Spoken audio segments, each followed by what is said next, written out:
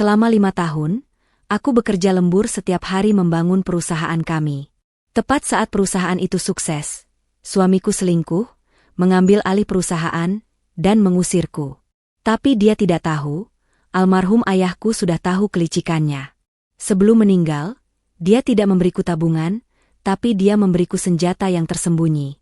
Sebelum ceritanya dimulai, silahkan tulis di kolom komentar dari daerah mana saja teman-teman yang menonton cerita ini. Jangan lupa like dan subscribe agar channel ini bisa semakin berkembang dan bisa mempersembahkan cerita yang lebih menarik lagi. Jam di dinding kantor Cipta Jaya sudah menunjukkan pukul 11 malam. Hanya meja Vanira yang masih menyala terang, ditemani tumpukan kertas laporan dan aroma kopi instan yang sudah mendingin di cangkirnya. Vanira, dengan hijab bergo instan yang biasa ia pakai saat lembur, memijat pelipisnya yang terasa berdenyut. 5 tahun. 5 tahun ia dan Zaki, suaminya, membangun perusahaan ini dari nol. Dari sebuah garasi sempit yang dipinjamkan kerabat, kini Cipta Jaya menempati 3 lantai ruko modern di kawasan bisnis kota. Vanira tersenyum tipis mengingat perjuangan mereka. Pernikahan mereka dimulai dengan cinta dan mimpi yang sama besarnya. Zaki adalah pria karismatik dengan visi besar. Ia yang pandai bicara, yang hebat dalam mencari koneksi dan meyakinkan investor. Sementara Vanira, ia adalah pondasinya. Ialah yang memastikan mimpi besar itu punya kaki untuk berpijak. Di 2 tahun pertama, saat Zaki fokus merancang konsep bisnis, Vanira bekerja 3 kali lipat lebih keras. Pagi hingga sore, ia bekerja penuh waktu sebagai staf administrasi di perusahaan lain. Gaji pokoknya utuh ia serahkan pada Zaki untuk biaya operasional Cipta Jaya. Sore hari, ia bergegas pulang, bukan untuk istirahat, tapi untuk mengajar les privat matematika untuk anak-anak SMA di kompleks mereka. Uang les itu ia gunakan untuk membayar cicilan motor, agar mobilitas Zaki mencari klien lancar. Malam harinya, setelah Zaki tidur, Vanira masih terjaga di depan laptop bututnya, mengelola toko online kecil-kecilan yang menjual pakaian. Keuntungannya ia tabung sedikit demi sedikit untuk dana darurat perusahaan. Vanira tidak pernah mengeluh. Baginya, melihat Zaki tersenyum puas saat berhasil menutup satu proyek adalah bayaran yang sepadan. Ia rela memakai baju yang itu-itu saja. Ia rela menahan lapar dan hanya makan mie instan di akhir bulan. Ia rela menunda keinginannya memiliki anak. Semua demi Cipta Jaya. Semua demi masa depan mereka bersama. Zaki selalu berkata, "Sabarlah, sayang. Nanti kalau kita sudah sukses, kamu akan jadi ratu. Kamu tidak perlu bekerja lagi, cukup nikmati hasilnya." Vanira percaya pada janji itu. Dan hari ini, Cipta Jaya akhirnya benar-benar terbang. Mereka baru saja memenangkan tender besar dari sebuah korporasi multinasional. Profit yang akan masuk bulan depan jumlahnya melampaui total pendapatan mereka selama 3 tahun terakhir. Inilah puncaknya. Inilah buah dari semua keringat dan air matanya. Malam ini adalah malam ulang tahun pernikahan mereka yang kelima. Seharusnya mereka merayakannya. Tapi Zaki bilang ada pertemuan penting dengan klien baru di luar kota dan mungkin pulang larut. Vanira memakluminya, seperti biasa. Tapi karena tender besar itu sudah resmi dimenangkan siang tadi, Vanira ingin memberi kejutan. Ia membereskan mejanya dengan cepat. Ia tidak peduli lagi dengan laporan yang belum selesai. Malam ini, ia ingin merayakan kemenangan mereka. Di perjalanan pulang, Vanira mampir ke toko kue langganan mereka. Ia membeli kue coklat kecil dengan tulisan, "Selamat 5 tahun, Cipta Jaya kita." Ia tersenyum membayangkan wajah Zaki yang lelah namun bahagia melihat kejutan kecil ini. Mobilnya memasuki halaman rumah yang mereka beli 2 tahun lalu.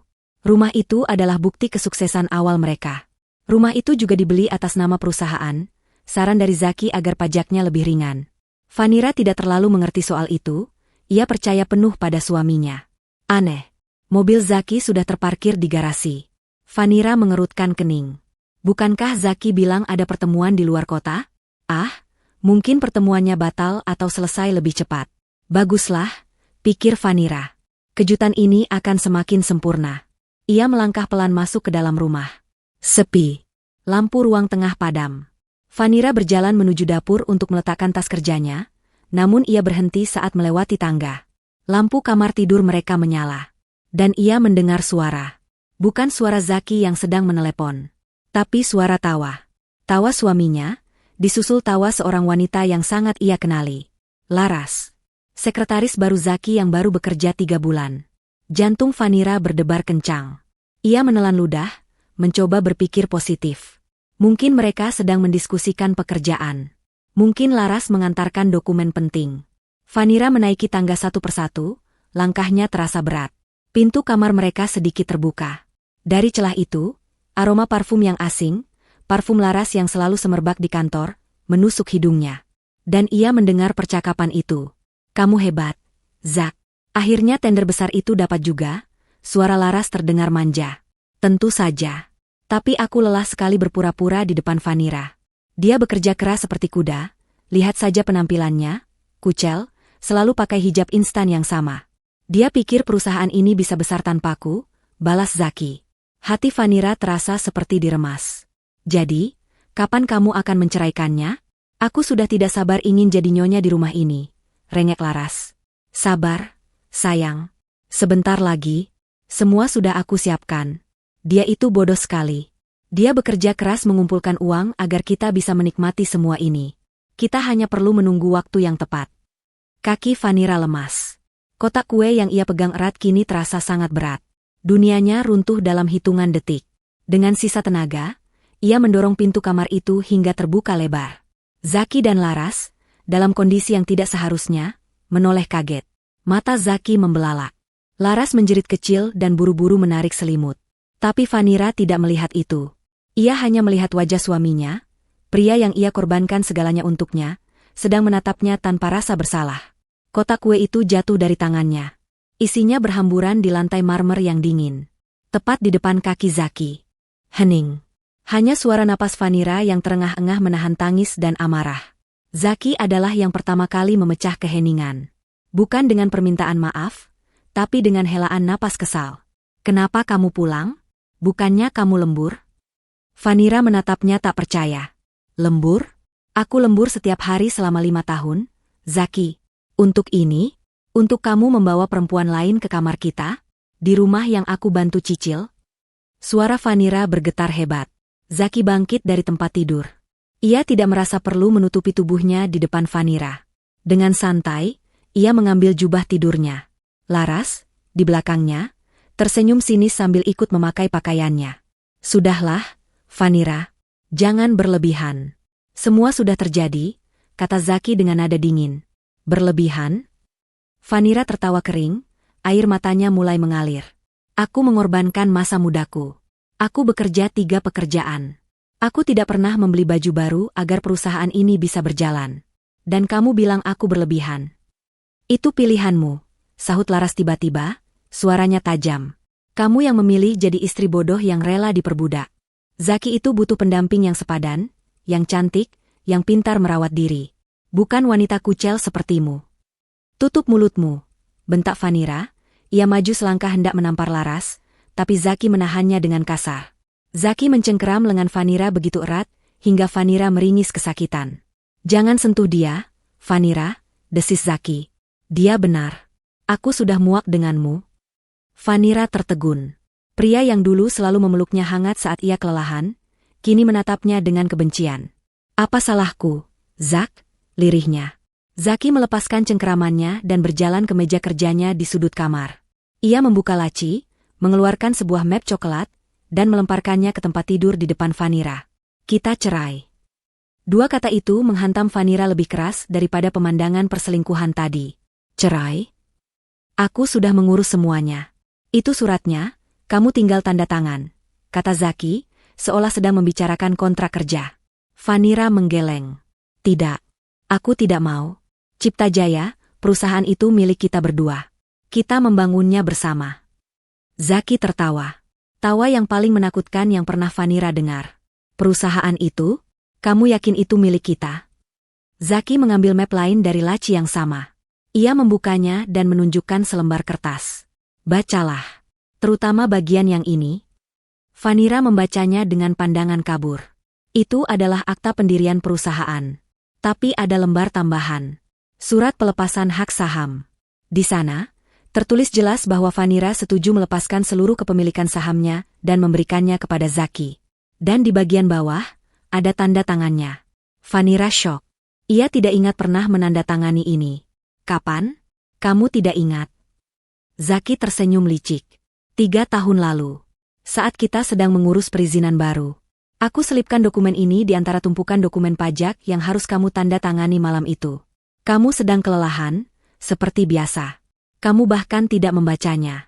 Kamu percaya penuh padaku. Jantung Vanira serasa berhenti berdetak. Pengkhianatan ini jauh lebih dalam. Zaki sudah merencanakan ini. Selama 3 tahun, Zaki membiarkannya bekerja seperti budak untuk perusahaan yang secara hukum bukan lagi miliknya. Jadi, Cipta Jaya, 100% milikmu? Tanya Vanira, suaranya nyaris tak terdengar. Tepat sekali. Dan rumah ini, Zaki merentangkan tangannya, dibeli atas nama Cipta Jaya. Jadi, ini rumahku, bukan rumahmu lagi. Laras berjalan mendekati Vanira. Ia menatap Vanira dari atas ke bawah dengan tatapan menghina. Sudah dengar, kan? Sekarang, ambil tasmu dan pergi dari sini, pengemis. Pergi? Vanira menatap Zaki, mencari sedikit saja sisa belas kasihan di mata suaminya. Tidak ada. Yang ada hanya tatapan dingin dan tidak sabar. Pergi, Vanira. Bawa barang-barangmu yang tidak berguna itu. Aku tidak mau melihat wajahmu lagi, usir Zaki. Tapi ini sudah tengah malam. Aku mau kemana? Itu bukan urusanku lagi, kata Zaki sambil mendorong Vanira keluar dari kamar. Vanira terhuyung. Ia didorong menuruni tangga oleh Zaki. Laras mengikutinya sambil membawa tas kerja Vanira yang tergeletak di dapur, lalu melemparkannya ke lantai teras. Cepat keluar. Hujan deras tiba-tiba turun, seolah langit ikut menangisi nasibnya. Zaki mendorong Vanira keluar dari pintu utama, tanpa alas kaki, hanya dengan baju kerja yang ia pakai sejak pagi. Zaki, jangan lakukan ini, teriak Vanira sambil menggedor pintu. Pintu itu tertutup rapat. Lampu teras dimatikan. Vanira ditinggalkan sendirian dalam kegelapan dan hujan yang mengguyur. Ia terpuruk di teras rumahnya. Rumah yang ia impikan. Rumah yang ia bangun dengan darah dan keringat. Kini ia diusir seperti binatang. Hancur. Semuanya hancur. Pernikahannya, perusahaannya, hidupnya. Vanira menangis sejadi-jadinya di bawah hujan. Ia tidak tahu harus berbuat apa. Ia tidak punya siapa-siapa lagi. Orang tuanya sudah lama meninggal. Ia tidak punya uang. Semua tabungannya ia masukkan ke rekening bersama, yang ia yakin sudah dikuasai Zaki. Setelah 1 jam menangis dalam kehampaan, Vanira bangkit. Tubuhnya basah kuyup dan menggigil. Ia mengambil tas kerjanya. Ia harus pergi. Ia berjalan tanpa tujuan di tengah hujan lebat. Kakinya lecet karena tidak memakai alas kaki. Ia akhirnya sampai di sebuah halte bus. Ia duduk di bangku besi yang dingin. Kosong.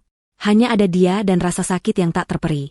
Ia membuka tas kerjanya, mencari apakah ada sesuatu yang tersisa. Dompetnya ada. Tapi isinya hanya kartu identitas dan beberapa lembar uang 5 ribuan. Tidak cukup bahkan untuk menyewa kamar kos murah. Vanira merogoh lagi lebih dalam ke kompartemen tasnya yang jarang ia buka. Ia merasakan sebuah benda kecil berbentuk buku. Ia menariknya keluar.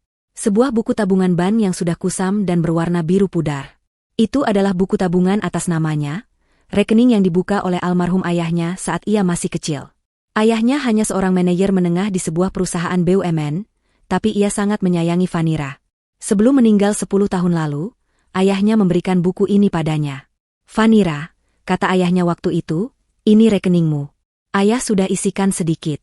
Jangan dipakai kalau tidak benar-benar terdesak. Anggap ini jimat keberuntungan dariku. Vanira membukanya. Terakhir kali ia memeriksanya mungkin 7 atau 8 tahun lalu.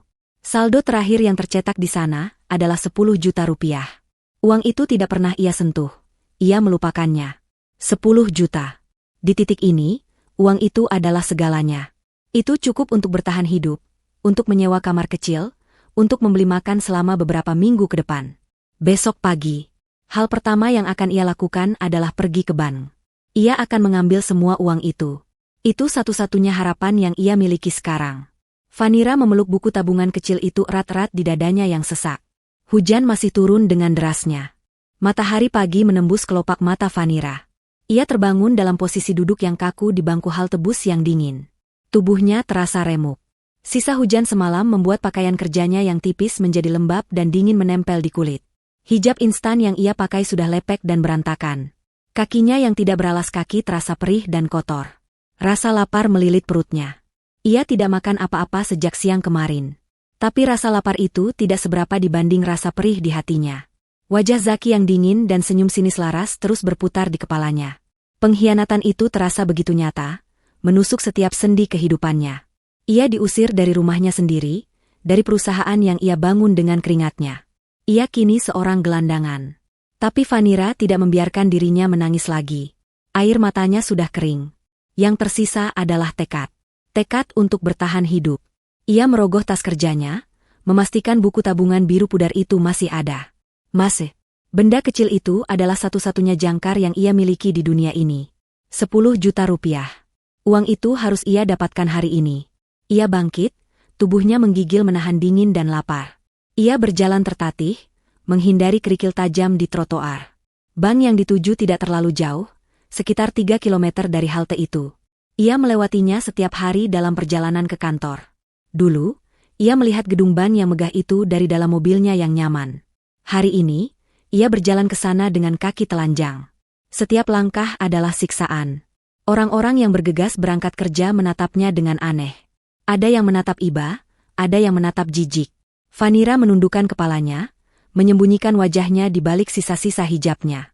Ia merasa begitu kecil, begitu hina. Ia yang dulu seorang manajer di Cipta Jaya, yang memimpin rapat, yang dihormati karyawan, kini terlihat tidak lebih baik dari pengemis.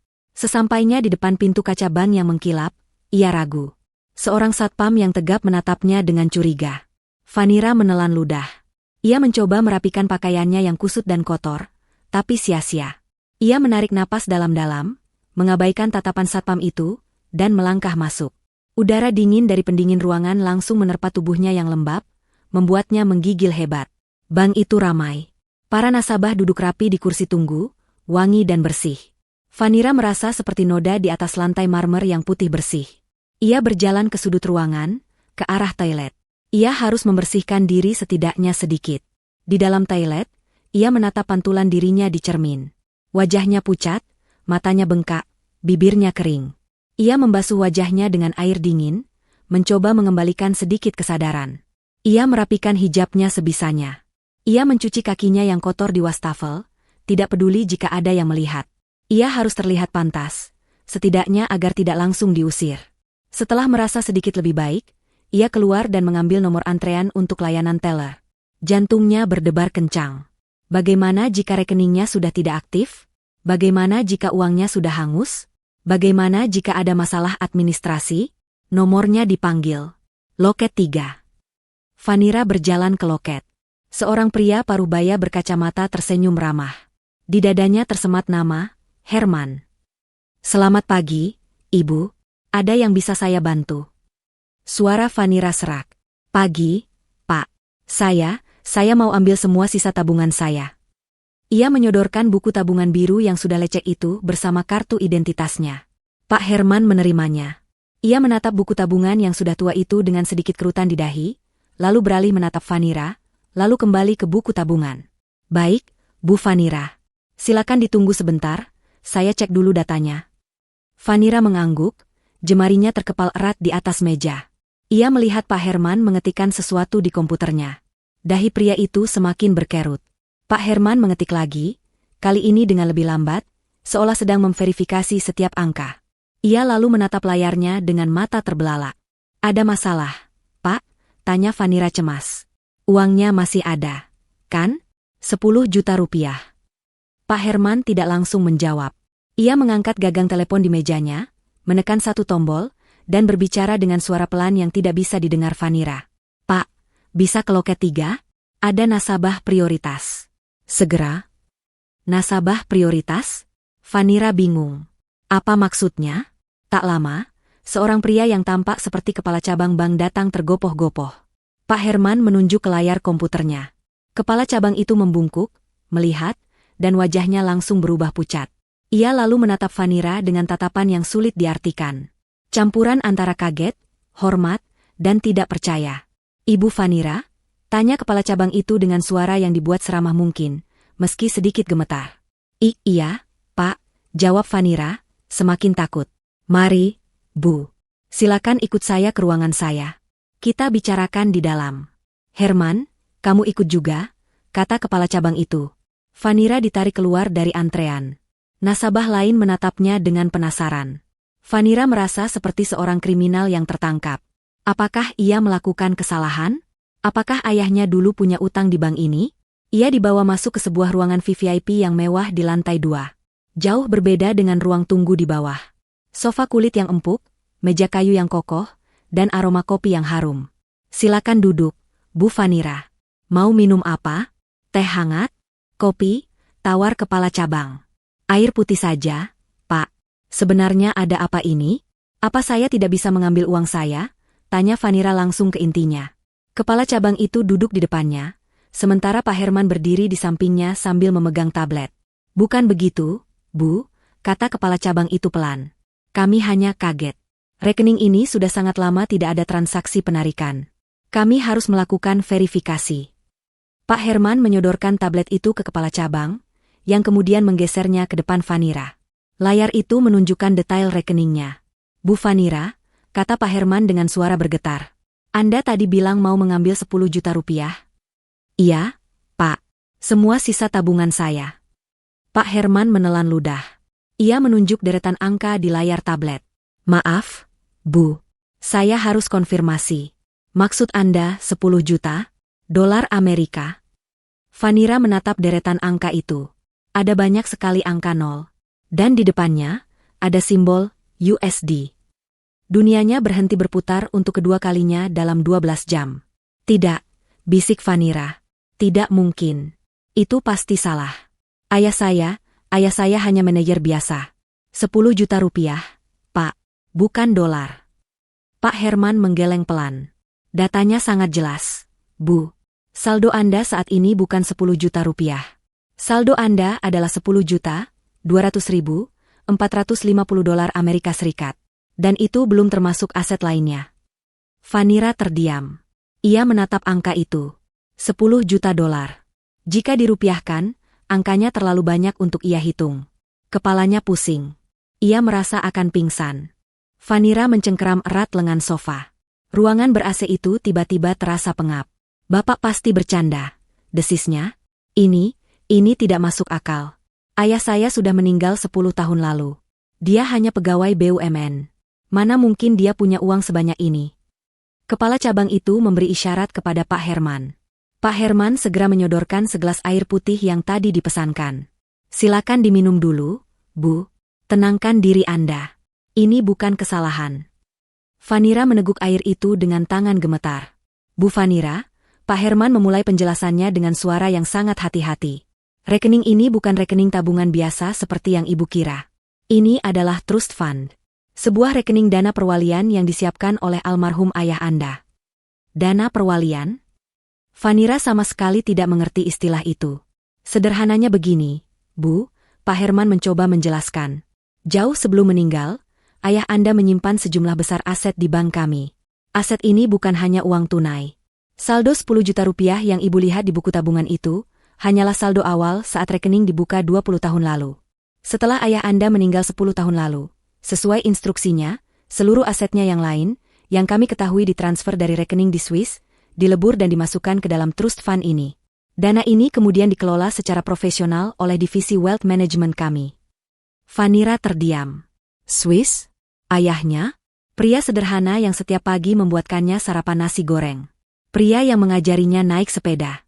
Pria yang selalu memakai kemeja batik yang sama saat ke kantor. Pria itu punya rekening di Swiss? Uang itu terus bertambah selama 10 tahun ini, lanjut Pak Herman. Dan instruksi dari ayah Anda sangat jelas. Dana ini tidak boleh disentuh oleh siapapun, termasuk oleh Ibu sendiri, kecuali dalam kondisi darurat yang terverifikasi, atau sampai waktu yang ditentukan. Saya tidak tahu apa-apa soal ini, lirih Vanira.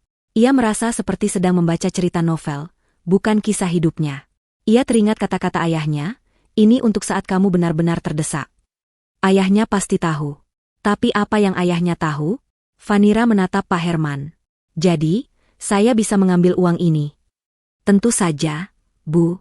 Ini semua milik Anda, kata kepala cabang itu cepat. Kita bisa cairkan sebagian hari ini juga jika Ibu perlu uang tunai. Kita juga bisa buatkan kartu debit dan kredit premium atas nama Ibu sekarang juga. Uang. Tiba-tiba ia punya begitu banyak uang. Ia bisa membeli puluhan rumah seperti yang dirampas Zaki. Ia bisa membeli ratusan mobil. Tapi bukan itu yang ada di pikiran Vanira. Yang ada di pikirannya adalah, mengapa? Mengapa ayahnya melakukan semua ini? Mengapa ia merahasiakannya? Tunggu, kata Pak Herman lagi, wajahnya kembali serius. Ada satu hal lagi, Bu. Ini mungkin yang paling penting. Vanira menatapnya, jantungnya kembali berdebar. Selain instruksi pengelolaan dana, kata Pak Herman sambil membuka berkas lain di tabletnya, ada satu instruksi otomatis yang sangat spesifik. Instruksi ini baru aktif tepat 2 tahun yang lalu. 2 tahun. Vanira langsung menghitung. Itu adalah saat Cipta Jaya mulai meroket. Saat Zaki bilang mereka mendapatkan mitra pemasok bahan baku yang luar biasa murah. Saat Zaki mulai sering lembur dan sedikit berubah jadi lebih dingin. Instruksi apa itu, Pak? Tanya Vanira. Ayah Anda menginstruksikan Bank bahwa tepat di tanggal itu, 2 tahun lalu, Bank harus mulai menggunakan sebagian besar dana di rekening ini untuk membeli saham. Secara agresif. Dan hanya di satu perusahaan. Firasat Vanira mulai tidak enak. Ayah Anda memerintahkan kami untuk membeli sebanyak mungkin saham dari sebuah perusahaan. Pak Herman berhenti sejenak, ia menatap Vanira lekat-lekat. Perusahaan ini perusahaan distributor tertutup. Namanya PT Bintang Logistik. Nama itu, Vanira tidak mengenalinya. Ia sama sekali tidak pernah mendengar nama itu. Ia mengerutkan kening. Bintang Logistik? Saya tidak tahu perusahaan itu. Apa hubungannya dengan saya? Saya juga tidak tahu, Bu, kata Pak Herman, tapi perintahnya sangat jelas. Dan kami sudah melaksanakannya selama 2 tahun terakhir.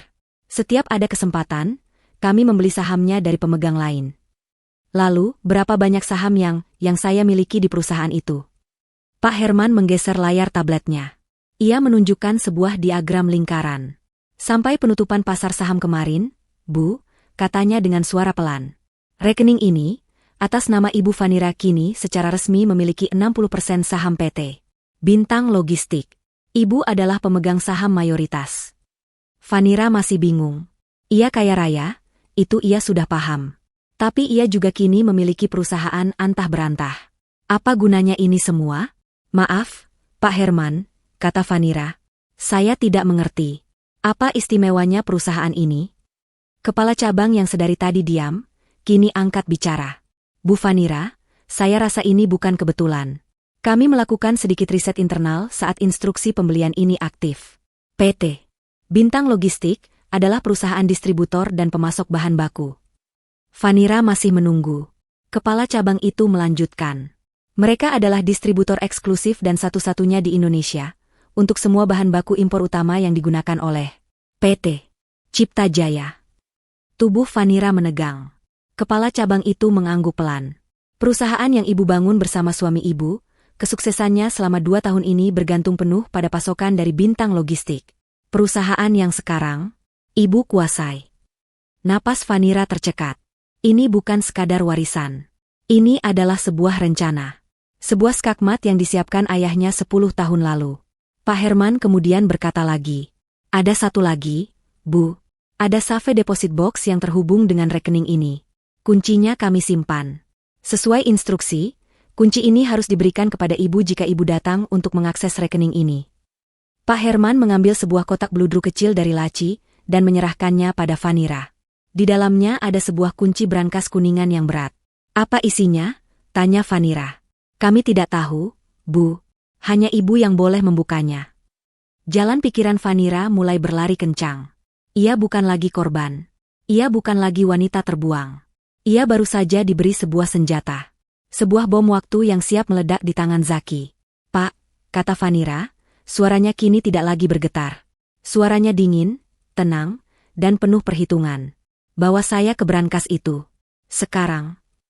Vanira mengikuti Pak Herman dan kepala cabang itu menyusuri koridor steril ban yang hening. Langkah kakinya, yang kini dibalut sepatu pantofel datar sederhana yang dipinjamkan oleh seorang staf wanita, terasa mantap. Rasa dingin dan lapar yang tadi menyiksanya di halte bus telah lenyap, digantikan oleh adrenalin yang membara. Ia bukan lagi Vanira yang terbuang. Ia adalah putri ayahnya, dan ia baru saja menyadari bahwa ayahnya bukanlah sekadar manajer biasa. Mereka tiba di depan sebuah pintu baja tebal yang dijaga oleh 2 petugas. Ruang brankas. Kepala cabang menggunakan kartunya, lalu memasukkan kode. Pintu berat itu mendesis dan terbuka, menampakkan deretan save deposit box dari lantai ke langit-langit, berkilauan di bawah cahaya lampu yang terang. Udaranya dingin dan beraroma logam. "Silakan, Bu," kata Pak Herman, menuntunnya ke sebuah bilik pribadi. Tak lama kemudian, seorang petugas membawa sebuah kotak logam berukuran sedang. Pak Herman meletakkannya di meja. "Ini kotak Ibu. Nomor 777. Kami memerlukan kunci dari Ibu dan kunci master dari kami untuk membukanya." Vanira menyerahkan kunci kuningan berat yang tadi diberikan padanya. Jantungnya berdebar kencang. Pak Herman memasukkan kunci master, memutarnya. Lalu, ia memberi isyarat pada Vanira. "Silakan, Bu." Vanira memasukkan kuncinya. Terasa pas. Ia memutarnya. Terdengar bunyi, klik, yang memuaskan. Ia menarik napas dalam-dalam dan membuka tutup kotak itu. Isinya tidak banyak. Tidak ada tumpukan uang atau perhiasan. Di dalamnya hanya ada sebuah paspor lama atas nama ayahnya, dengan stempel visa dari negara-negara yang Vanira tidak tahu pernah dikunjungi ayahnya, dan sebuah amplop coklat tebal yang tersegel. Di bagian depan amplop itu, tertulis satu kata, "Untuk putriku, Vanira." Itu adalah tulisan tangan ayahnya. Rapi, tegas, dan sangat ia kenali. Tangannya gemetar saat mengambil amplop itu. "Kami akan menunggu di luar, Bu," kata kepala cabang itu dengan penuh pengertian. Ia dan Pak Herman meninggalkan Vanira sendirian di dalam bilik pribadi yang kedap suara itu. Vanira duduk. Selama beberapa saat, ia hanya memandangi amplop itu. 10 tahun ayahnya pergi. Dan hari ini, ayahnya terasa hadir kembali. Ia merobek segelnya dengan hati-hati.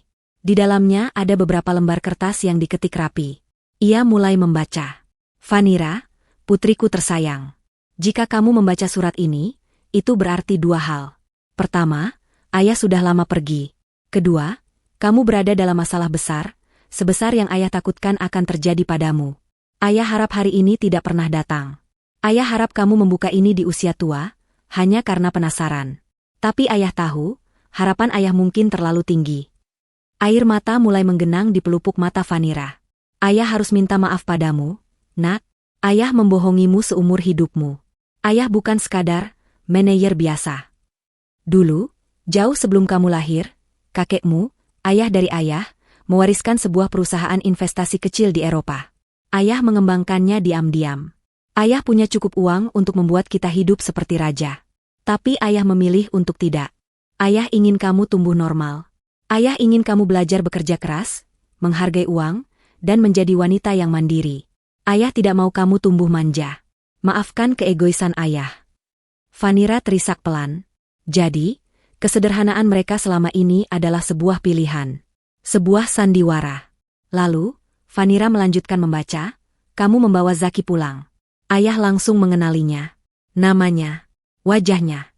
Dia adalah putra dari Reksa, kolega bisnis ayah di masa lalu. Kamu tidak tahu ini, tapi keluarga Zaki adalah keluarga yang tamak. Ayah Reksa adalah pria yang menghalalkan segala cara untuk mendapatkan apa yang dia mau. Dia pernah menipu ayah dalam sebuah proyek besar di awal karir ayah. Ayah tahu watak mereka. Buah tidak akan jatuh jauh dari pohonnya. Saat ayah melihat cara Zaki memandangmu, ayah tidak melihat cinta. Ayah melihat seorang predator yang menemukan mangsa empuk. Dia melihatmu, putriku yang baik hati, pekerja keras, polos, dan terlalu percaya. Kamu adalah alat yang sempurna untuknya. Kamu punya etos kerja, dan kamu punya ayah, yang dia kira hanya manajer biasa, sehingga tidak akan bisa melindungimu. Ayah ingin sekali melarangmu, Vanira. Ayah ingin berteriak padamu bahwa dia pria jahat. Tapi ayah tahu hatimu. Kamu sedang jatuh cinta. Jika ayah melarangmu, kamu hanya akan semakin dekat padanya dan menjauh dari ayah. Kamu akan mengira ayah adalah orang tua kolot yang menghalangi kebahagiaanmu. Jadi, ayah memilih jalan yang lain. Ayah diam. Ayah berpura-pura menyukainya di pesta pernikahanmu. Tapi di hari yang sama saat kamu menikah, ayah mulai membangun rencanaku. Ayah menyiapkan trust fund ini. Ayah mengalihkan semua aset ayah ke dalamnya. Dan ayah mulai mencari, jantung, dari rencana bisnis yang sering Zaki bicarakan padamu. Ayah tahu dia ambisius. Dia pasti ingin membangun perusahaan. Dan benar saja. Zaki ingin masuk ke bisnis manufaktur. Ayah tahu, bisnis itu bergantung pada bahan baku. Ayah menggunakan koneksi ayah di luar negeri dan menghabiskan banyak uang untuk mengakuisisi sebuah perusahaan distributor kecil, PT. Bintang Logistik. Ayah menjadikannya pemegang lisensi tunggal untuk bahan baku vital yang pasti akan Zaki butuhkan. Ayah sengaja menyembunyikan perusahaan ini, membuatnya tampak seperti perusahaan kecil yang tidak signifikan. Lalu, ayah menunggu. Saat perusahaan kalian, Cipta Jaya, mulai berdiri, ayah menginstruksikan Bintang Logistik untuk memberi kalian harga termurah. Sangat murah. Itulah keajaiban yang membuat perusahaan kalian meroket 2 tahun lalu. Zaki merasa dia hebat. Dia merasa dia jenius. Padahal, dia hanya sedang ayah beri makan. Ayah sengaja membuatnya kecanduan pada pasokan dari Bintang Logistik. Instruksi di bank baru aktif 2 tahun lalu, karena ayah memperkirakan, di titik itulah Zaki akan mulai menunjukkan sifat aslinya. Saat dia sudah merasa sukses, saat dia sudah merasa di atas angin, dia akan membuangmu. Dia akan mengambil semua hasil kerja kerasmu. Ayah tahu itu akan terjadi, nak. Maafkan ayah tidak bisa menghentikannya secara langsung. Vanira menangis sesenggukan. Ayahnya tahu. Ayahnya sudah meramalkan malam tadi. Pengusiran itu. Penghinaan itu. Sekarang, Vanira membaca paragraf terakhir surat itu. Kamu telah dikhianati.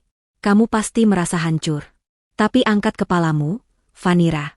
Kamu bukan korban. Ayah tidak membesarkanmu untuk jadi korban. Zaki mengambil perusahaan yang dia bangun dengan keringatmu. Dia mengambil Cipta Jaya.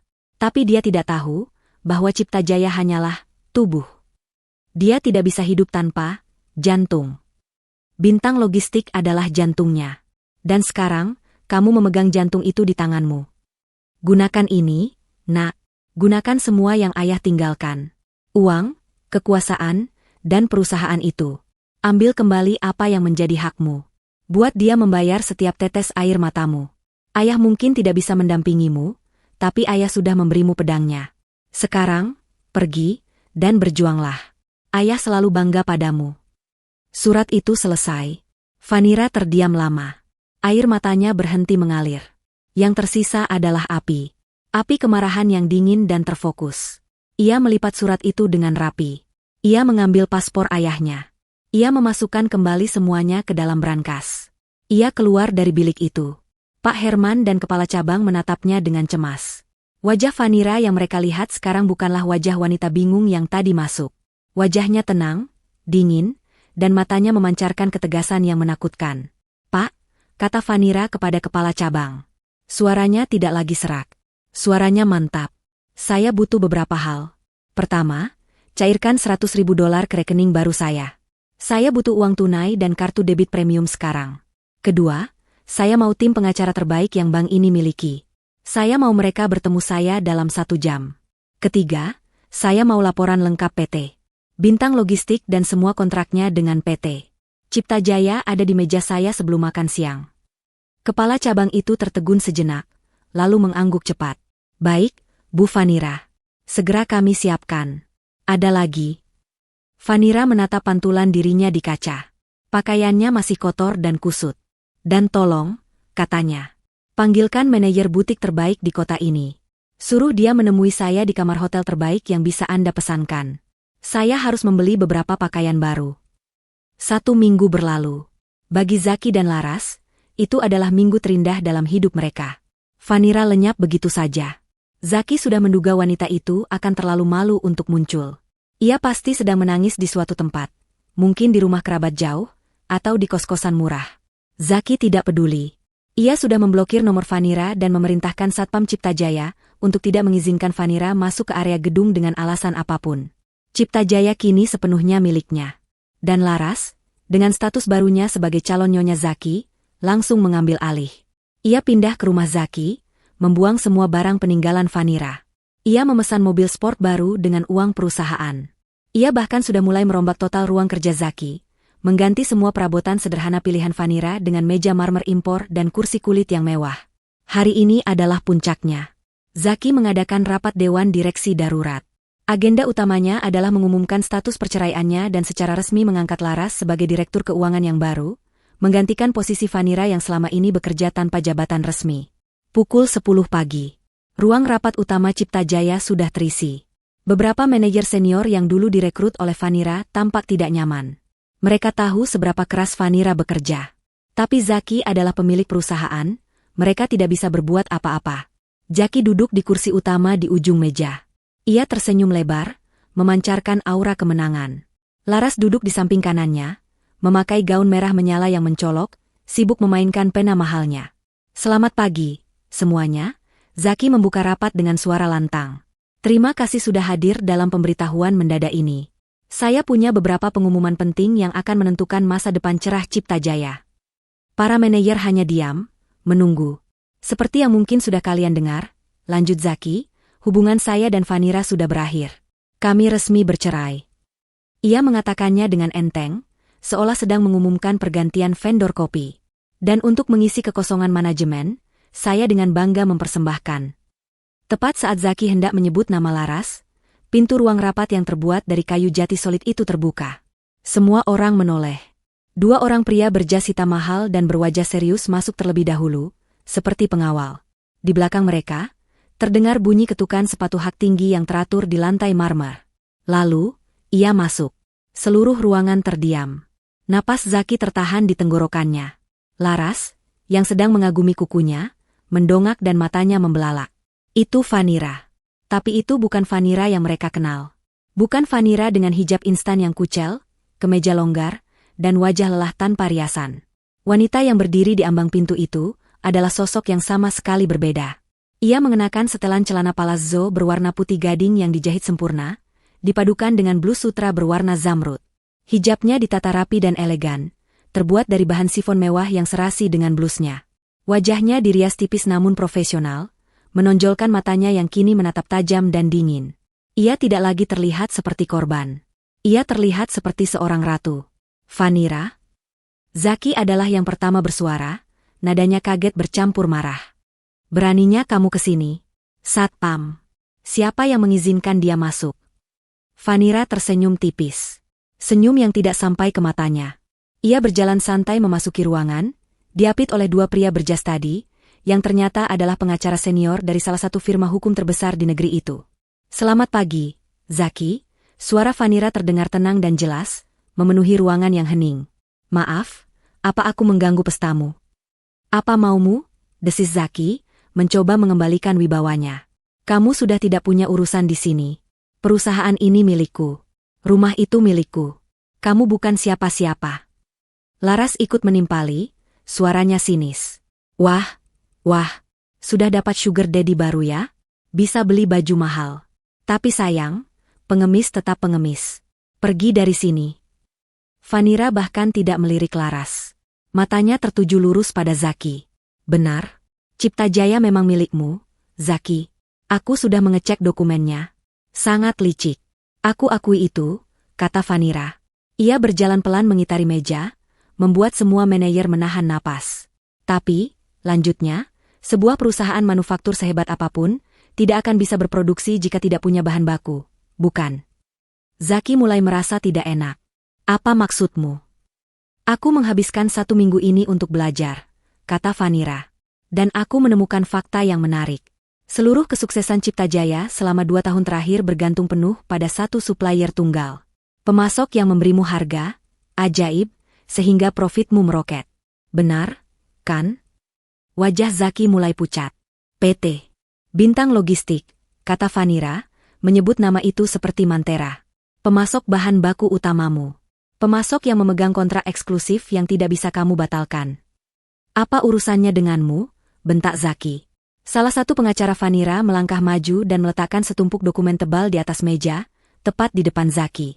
Mulai minggu lalu, kata pengacara itu dengan suara datar, klien kami, Ibu Vanira, telah mengambil alih kepemilikan saham mayoritas PT Bintang Logistik sebesar 60%.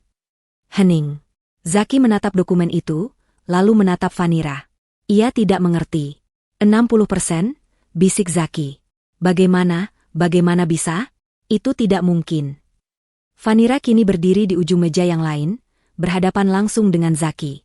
Jadi, kata Vanira dengan nada ringan yang menakutkan, rapat dewan direksi ini sepertinya salah agenda. Kamu tidak bisa mengangkat direktur keuangan baru. Karena Cipta Jaya sedang dalam masalah besar. Masalah apa? Masalah, kata Vanira, bahwa supplier utamamu, yaitu aku, akan menghentikan semua pengiriman bahan baku. Efektif. Sekarang juga. Seluruh ruangan gempar. Para manajer panik. Tanpa bahan baku, produksi berhenti. Tender besar yang baru mereka menangkan akan gagal total. Perusahaan akan bangkrut dalam hitungan minggu. Zaki melompat dari kursinya. Kamu tidak bisa melakukan itu. Ada kontrak. Kamu akan aku tuntut. Oh, silakan, kata Vanira tenang. Pengacaraku sudah memeriksanya. Ada klausul kecil di halaman 20 kontrakmu. Bintang Logistik berhak meninjau ulang harga dan jadwal pengiriman kapanpun, jika terjadi pergantian kepemilikan di salah satu pihak. Dan sepertinya, Cipta Jaya baru saja mengalami pergantian. Bukan? Kamu baru saja menceraikan mitramu. Zaki gemetar. Ia terjebak. Ia tidak pernah membaca detail kontrak itu. Vanira menatap Zaki, lalu laras, lalu berkeliling ke semua manajer yang ada di ruangan. Ia kemudian berjalan ke kursi utama, kursi yang sedang diduduki Zaki. Zaki, entah karena kaget atau takut, refleks mundur selangkah. Vanira tersenyum dingin. Ia menatap Zaki yang pucat pasi dan laras yang wajahnya sudah seperti kepiting rebus. Maaf, kata Vanira, suaranya menggema. Saya rasa, agenda rapat hari ini harus diubah. Kita tidak akan membahas pengangkatan Nona Laras. Ia meletakkan tas tangannya yang baru di atas meja. Kita akan membahas bagaimana kalian semua akan memohon padaku agar perusahaan ini tidak bangkrut. Jadi, Zaki, silakan duduk. Vanira menunjuk kursi lain yang ada di samping. Sebagai pemilik saham mayoritas dari supplier utama kalian, saya rasa, saya yang akan memimpin rapat ini. Ruangan rapat itu terasa kehabisan oksigen. Zaki menatap Vanira, lalu ketumpukan dokumen, lalu kembali ke Vanira. Wajahnya yang tadi pucat kini memerah karena amarah. Kamu mengancamku, geramnya. Kamu pikir aku bodoh? Aku akan cari supplier lain. Aku akan batalkan kontrak dengan Bintang Logistik. Laras, yang otaknya tidak secepat Zaki dalam urusan bisnis, ikut menimpali. Benar? Kamu pikir kamu siapa? Zaki bisa dapat 100 supplier yang lebih baik dari perusahaanmu. Vanira tersenyum tipis. Ia melirik ke pengacara di sebelahnya. Pengacara itu, seorang pria parubaya bernama Pak Darmawan, angkat bicara. Suaranya tenang namun mematikan. Tuan Zaki, saya sarankan Anda membaca kontrak Anda lebih teliti. Kontrak yang Anda tanda tangani dengan PT Bintang Logistik 5 tahun lalu, dan diperbarui 2 tahun lalu, adalah kontrak lisensi eksklusif. Apa maksudnya? Tanya Zaki, suaranya mulai goyah. Artinya, lanjut Pak Darmawan, bahan baku utama tipe 77B yang menjadi komponen inti produksi PT Cipta Jaya, lisensi impor dan distribusinya untuk seluruh wilayah Indonesia hanya dipegang oleh PT Bintang Logistik. Tidak ada, saya ulangi, tidak ada perusahaan lain di negara ini yang boleh mengimpor atau menjualnya secara legal. Anda tidak bisa mencari supplier lain. Zaki terdiam. Ia menoleh ke kepala bagian produksinya, Pak Danang, yang duduk di ujung meja. Danang? Apa itu benar? Pak Danang, pria berkeringat itu, menelan ludah. Ia tidak berani menatap Zaki, ia hanya bisa mengangguk pelan. Benar, Pak, formula itu sangat spesifik. Seluruh mesin pabrik kita diatur khusus untuk mengolah bahan tipe 77B. Jika kita ganti bahan baku, kita harus mengganti seluruh lini produksi. Itu butuh biaya triliunan dan waktu minimal 1 tahun. Skakmat.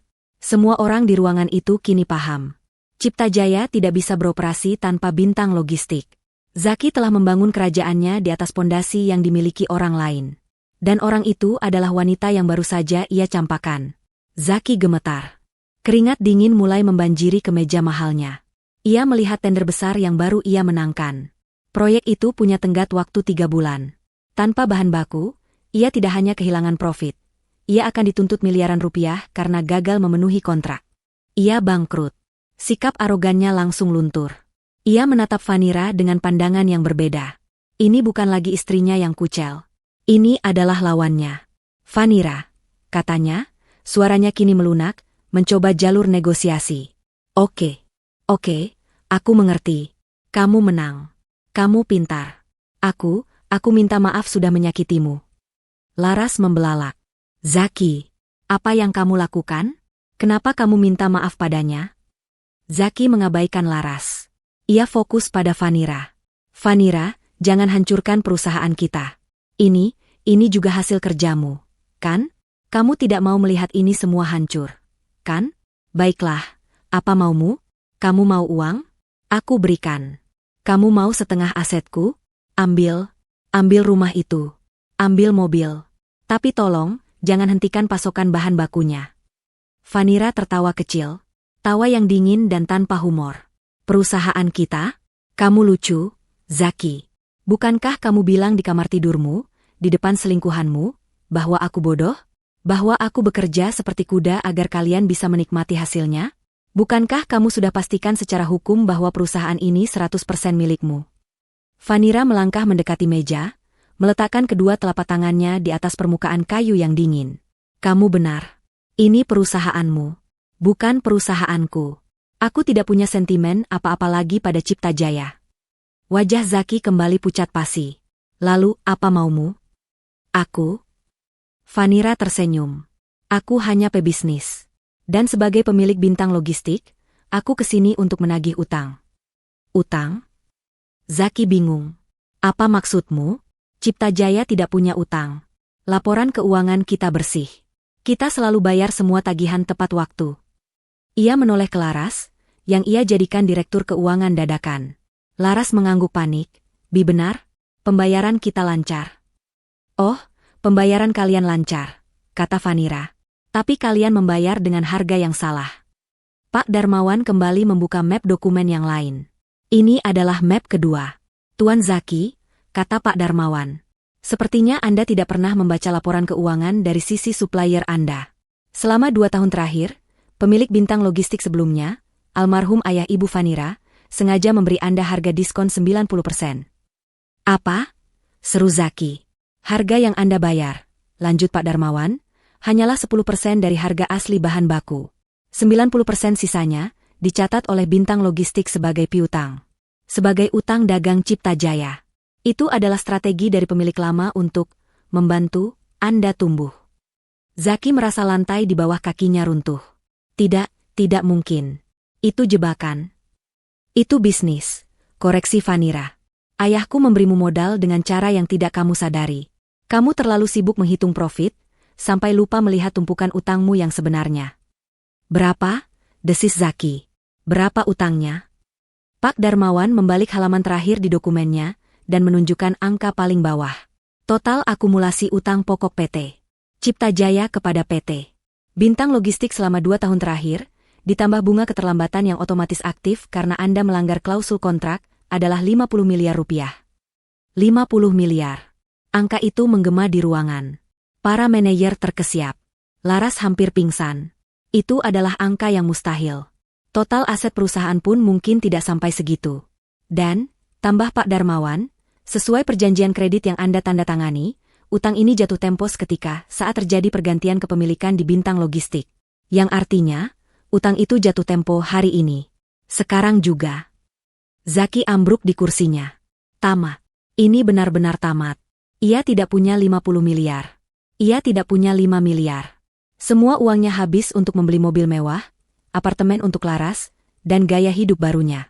Vanira berjalan santai ke arah Zaki yang terduduk lemas.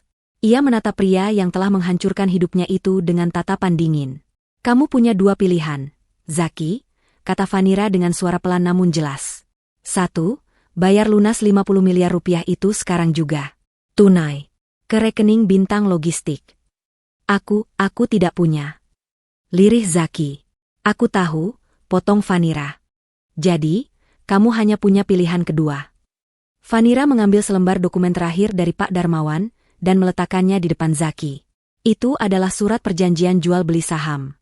Kamu serahkan 100% kepemilikan sahammu di Cipta Jaya, kata Vanira. Seluruhnya. Kepada saya. Sebagai ganti pelunasan semua utangmu. Kamu keluar dari sini tanpa membawa apa-apa, sama seperti kamu mengusirku malam itu. Zaki menatap dokumen itu. Lalu ia menatap Laras yang menangis histeris. Lalu ia menatap Vanira. Di mata wanita itu, ia tidak melihat sisa cinta atau belas kasihan. Ia hanya melihat keadilan yang dingin. Tanda tangani, perintah Vanira. Gemetar, Zaki mengambil pena yang tergeletak di meja. Pena mahal yang baru ia beli kemarin. Dengan tangan yang lebih berat dari baja, ia membubuhkan tanda tangannya di atas kertas. Ia baru saja menyerahkan segalanya. Perusahaannya, mimpinya, kemewahannya. Semuanya kini milik Vanira. Setelah tanda tangan itu kering, suasana di ruang rapat berubah total. Pak Darmawan dan timnya segera mengurus legalitas pengalihan aset. Dalam 30 menit, secara hukum, Vanira adalah pemilik tunggal PT Cipta Jaya. Zaki terduduk kosong, statusnya kini bukan lagi siapa-siapa. Laras masih sesenggukan, riasannya luntur berantakan. Vanira berjalan ke kursi utama di ujung meja, kursi yang tadi diduduki Zaki. Ia duduk dengan tenang. Para manajer yang tadinya tegang kini, menatapnya dengan campuran rasa takut dan hormat. Mereka menunggu titah pertama dari sang ratu baru. Bapak dan ibu sekalian, Vanira memulai, suaranya tenang namun berwibawa. Saya tahu ini mengejutkan. Tapi saya ingin tegaskan satu hal. Saya tidak punya masalah dengan Cipta Jaya. Saya ikut membangun perusahaan ini. Saya tahu potensi kita. Ia menatap satu persatu para manajer. Saya tahu siapa di antara kalian yang bekerja tulus, dan siapa yang hanya penjilat. Mulai hari ini, Cipta Jaya akan saya rombak total. Bagi yang ingin tetap bekerja dengan jujur dan profesional, pekerjaan Anda aman. Saya bahkan akan menaikkan gaji kalian. Ada helaan napas lega di ruangan itu. Namun, lanjut Vanira, saya benci pencuri. Saya benci pengkhianat. Dan saya benci orang yang menyalahgunakan kepercayaan. Tatapan Vanira kini beralih dan mengunci Zaki dan Laras. Keduanya tersentak. Kalian berdua, kata Vanira. Jangan bergerak dari kursi kalian. Kalian pikir setelah tanda tangan ini urusan kita selesai? Kalian pikir aku akan membiarkan kalian pergi begitu saja? Zaki mendongak. Apalagi maumu, Vanira? Kamu sudah ambil semuanya. Aku mengambil apa yang menjadi hakku, koreksi Vanira. Tapi aku belum menghitung apa yang kalian curi dariku. Vanira menoleh ke pintu. Masuk. Pintu kembali terbuka. Kali ini bukan pengacara yang masuk, melainkan 3 orang berpenampilan serius dengan kemeja putih dan membawa tas laptop besar. Mereka adalah tim audit forensik independen yang sudah disiapkan Vanira sejak 3 hari lalu. Perintah pertama saya sebagai pemilik baru, kata Vanira kepada seluruh ruangan, adalah audit forensik total atas semua pengeluaran perusahaan selama 2 tahun terakhir. Terutama yang melibatkan Tuan Zaki dan Nona Laras. Wajah Laras yang sudah pucat kini berubah menjadi seputih kertas. Zaki mencengkeram erat lengan kursinya. Ini lebih buruk dari perkiraannya. Satpam, panggil Vanira. 2 orang satpam yang sudah menunggu di luar segera masuk. Tolong jaga Tuan Zaki dan Nona Laras. Pastikan mereka tetap di ruangan ini. Jangan biarkan mereka menyentuh ponsel atau komputer mereka. Tim audit, silakan mulai bekerja. Saya mau semua laptop dan berkas di ruangan Zaki dan Laras disita sekarang juga. Tim audit bergerak cepat. Mereka langsung mengambil laptop Zaki dan Laras yang ada di meja. Zaki mencoba melawan, tapi satpam menahannya. Anda tidak berhak, teriak Zaki. Saya pemilik perusahaan ini. Saya berhak, balas Vanira dingin. Audit ini akan dilakukan secara terbuka. Di sini. Di depan semua manajer. Agar mereka tahu pemimpin macam apa yang mereka miliki sebelumnya. Ini adalah penghinaan publik. Audit yang seharusnya rahasia, kini dibuka di depan bawahan mereka. Selama 4 jam berikutnya, ruang rapat itu berubah menjadi ruang penyiksaan psikologis bagi Zaki dan Laras. Tim audit menghubungkan laptop Zaki dan Laras ke proyektor besar. Satu persatu, borok mereka dikuliti. Pertama, rekening Laras. Ditemukan pembelian sebuah mobil sport mewah seharga 2 miliar rupiah. Tanggal pembeliannya, 3 hari setelah Vanira diusir. Sumber dana, rekening operasional Cipta Jaya. Status kepemilikan, nama pribadi Laras. Para manajer ternganga. Kedua, pengeluaran Zaki. Ditemukan puluhan tagihan perjalanan, bisnis, ke Bali, Singapura, dan Hong Kong. Tapi anehnya, selalu ada 2 tiket first class. Auditor melacak nama penumpang kedua. Selalu atas nama Laras. Mereka tidak pernah bertemu klien. Mereka liburan mewah memakai uang perusahaan. Ketiga, renovasi rumah. Ditemukan tagihan 500 juta rupiah untuk perombakan interior rumah yang sama tempat Vanira diusir. Dibayar oleh Cipta Jaya, padahal rumah itu kini secara de facto dipakai Zaki untuk kepentingan pribadi. Keempat, dan yang paling parah, tim audit menemukan serangkaian transfer besar ke sebuah perusahaan konsultan bernama Laras Jaya Gemilang. Totalnya mencapai 3 miliar rupiah selama 6 bulan terakhir, untuk jasa konsultasi branding. Tim audit dengan cepat mengecek profil perusahaan itu. Pemiliknya, Laras. Perusahaan itu fiktif. Alamatnya palsu. Itu adalah cara mereka menguras uang perusahaan secara sistematis. Zaki dan Laras telah menggelapkan miliaran rupiah. Setelah semua bukti terpampang di layar, ruangan menjadi hening. Para manajer menatap Zaki dan Laras dengan jijik. Mereka baru sadar, selama ini mereka bekerja keras sementara pemimpin mereka berpesta pora dengan uang hasil jerih payah mereka dan Vanira. Vanira bangkit dari kursinya. Ia berjalan menghampiri Zaki. "Kamu bilang aku bodoh," bisik Vanira. "Kamu bilang aku bekerja seperti kuda agar kalian bisa menikmati ini. Kamu benar. Tapi kamu lupa satu hal, Zaki. Kuda yang bekerja paling keras adalah kuda yang paling tahu di mana letak setiap rumput di ladangnya. Aku yang merancang sistem keuangan perusahaan ini dari nol. Aku tahu setiap celah yang ada." Zaki tidak bisa berkata apa-apa. Ia hancur. "Ini," kata Vanira, "bukan lagi sekadar masalah utang piutang. Ini bukan lagi masalah perceraian." Vanira kembali ke mejanya. Ia mengambil ponselnya. Ia menatap Zaki, lalu Laras yang sudah menangis tanpa suara. "Ini adalah tindak pidana.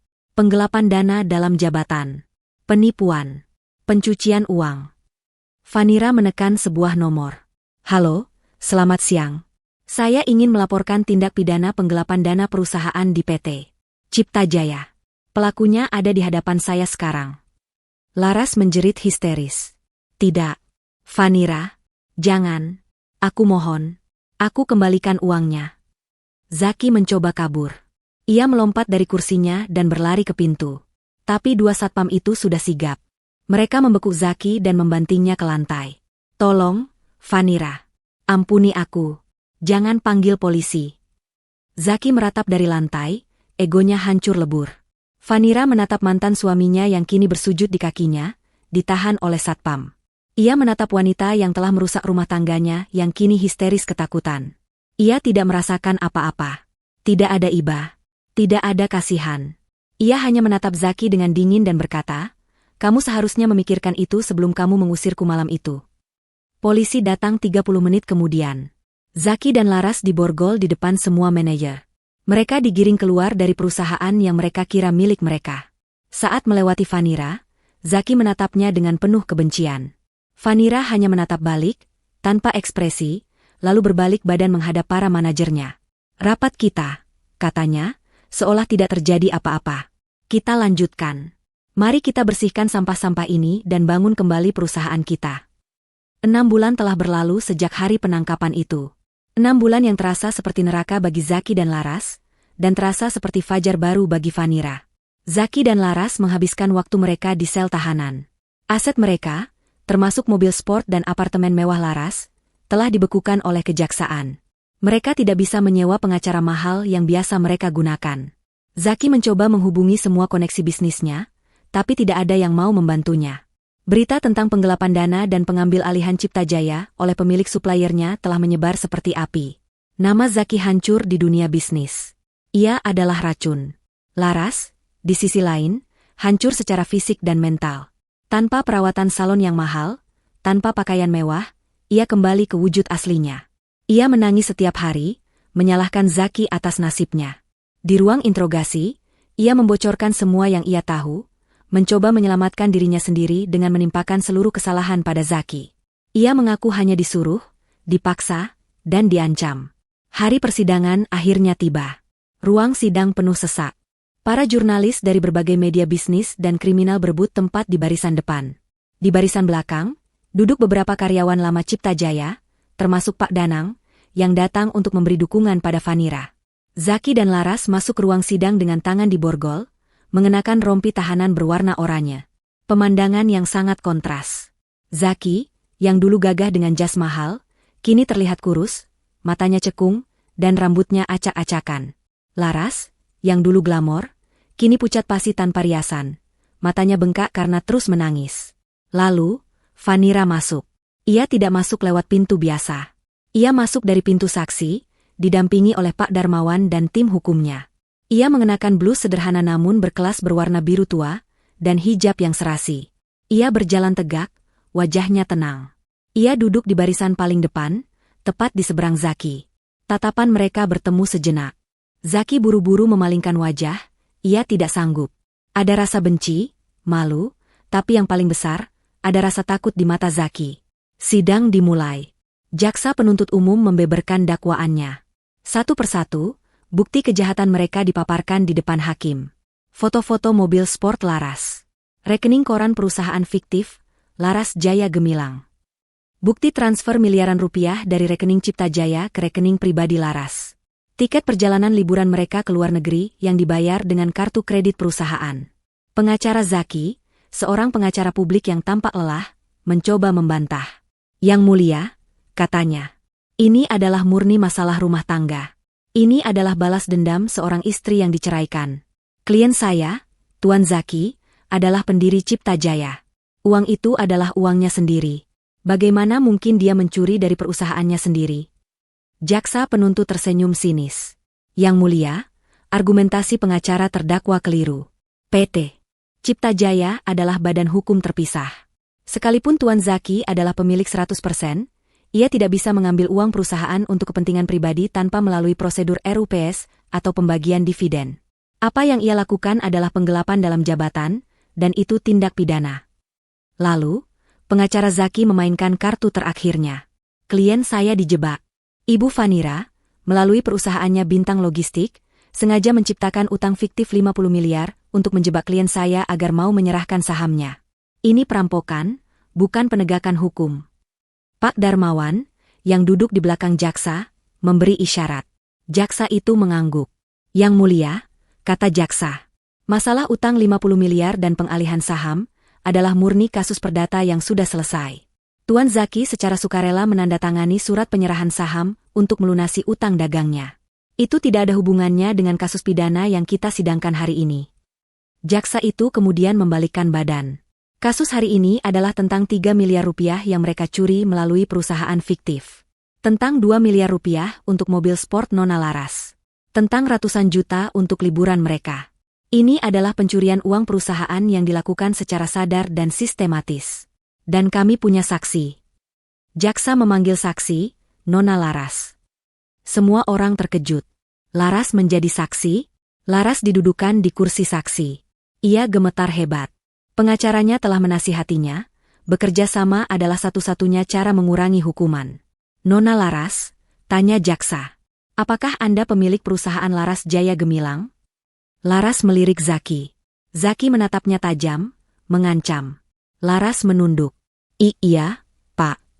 Perusahaan itu, apakah benar menyediakan jasa konsultasi branding untuk Cipta Jaya?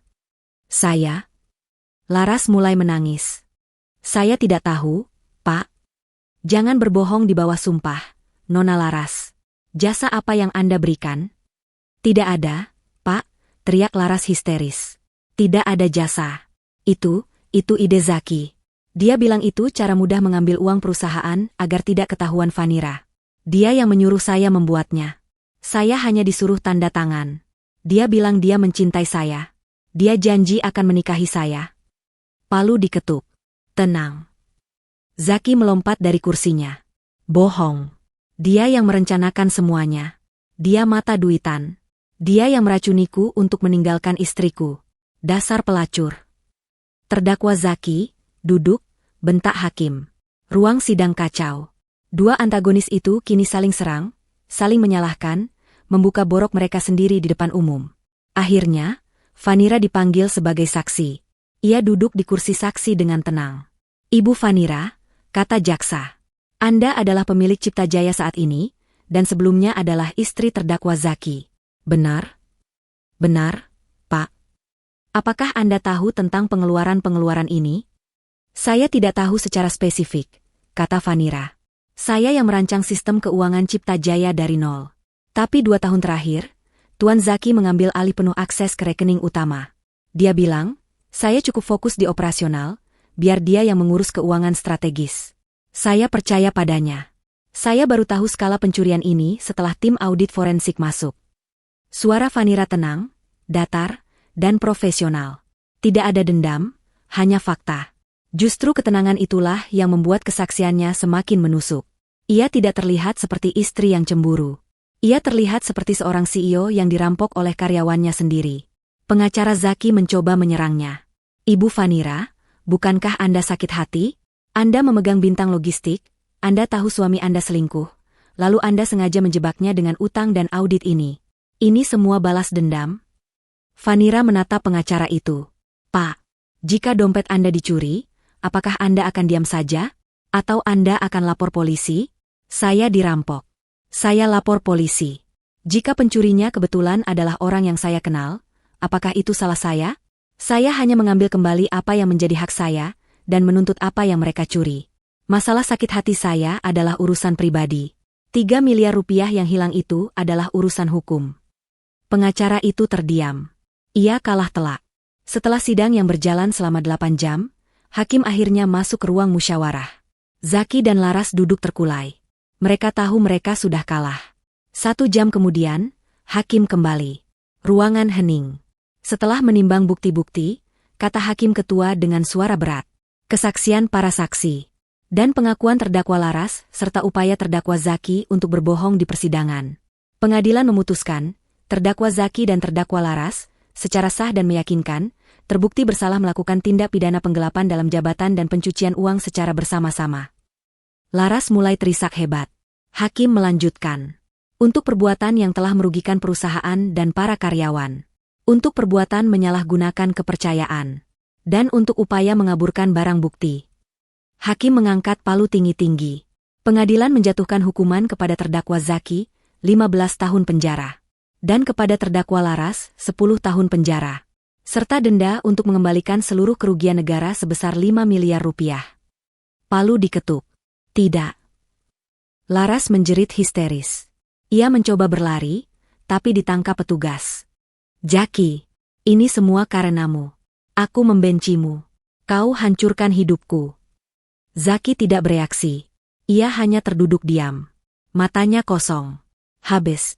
15 tahun. Hidupnya selesai. Ia menatap Vanira yang masih duduk tenang di kursinya. Ia menatap wanita yang dulu ia sebut kuda bodoh. Wanita itu kini menatapnya. Tanpa benci. Tanpa cinta. Tanpa emosi apapun. Seolah menatap orang asing. Saat Zaki dan Laras diseret keluar oleh petugas, Laras masih menjerit-jerit histeris. Vanira berdiri. Ia merapikan blusnya. Ia tidak perlu melihat akhir drama itu. Urusannya sudah selesai. Ia berbalik, dan berjalan keluar dari ruang sidang, meninggalkan masa lalunya yang kelam untuk selamanya. 1 tahun kemudian. Gedung yang dulu bernama Cipta Jaya kini berdiri semakin megah. Tapi namanya telah berubah. Sebuah plakat perak besar berkilauan di lobi utama, bertuliskan, Adjaya Group. Nama yang diambil dari nama almarhum ayahnya, Adi Jaya. Vanira telah melakukan rebranding total. Ia membuang nama Cipta Jaya yang menyimpan kenangan pahit dan menggantinya dengan nama yang melambangkan warisan dan kehormatan. Suasana di dalam kantor pun berubah drastis. Dinding yang dulu dicat kelabu kusam oleh Zaki, kini diganti dengan panel kaca dan dinding berwarna putih gading, memberi kesan luas, transparan, dan modern. Meja marmer hitam super mewah di ruang lobi yang dibeli Laras sudah lenyap. Diganti dengan taman vertikal yang asri dan area tunggu yang nyaman untuk para tamu. Vanira berjalan keluar dari lift pribadinya. Ia bukan lagi Vanira yang memakai hijab instan kucel. Hari ini, ia mengenakan setelan blazer berwarna krem yang elegan, dipadu hijab sutra bermotif lembut. Langkahnya tegas dan penuh percaya diri. Para karyawan yang berpapasan dengannya menyapa dengan hormat sekaligus hangat. Pagi, Bu Vanira. Pagi, balas Vanira sambil tersenyum. Perintah pertama Vanira setelah mengambil alih perusahaan setahun lalu bukanlah memecat orang. Perintah pertamanya adalah menaikkan gaji semua karyawan operasional dan staf senior yang telah loyal, seperti Pak Danang, sebesar 30%. Ia juga membangun fasilitas daycare gratis di lantai dasar gedung untuk para karyawan wanita yang memiliki anak. Ia tahu betul rasanya berjuang sebagai wanita karir. Ia menghancurkan budaya, penjilat, yang diciptakan Zaki dan menggantinya dengan budaya meritokrasi. Vanira masuk ke ruang kerjanya. Itu adalah ruangan yang sama yang dulu dipakai Zaki. Tapi isinya sudah berubah total. Meja kayu jati solid yang angkuh dan kursi kulit berharga ratusan juta peninggalan Zaki telah ia sumbangkan. Kini, ruangannya diisi perabotan modern, fungsional, dan berselera tinggi. Di dinding, tidak ada foto Zaki yang sedang bermain golf. Yang ada adalah foto Vanira bersama seluruh karyawannya saat acara outing perusahaan. Dan di atas mejanya,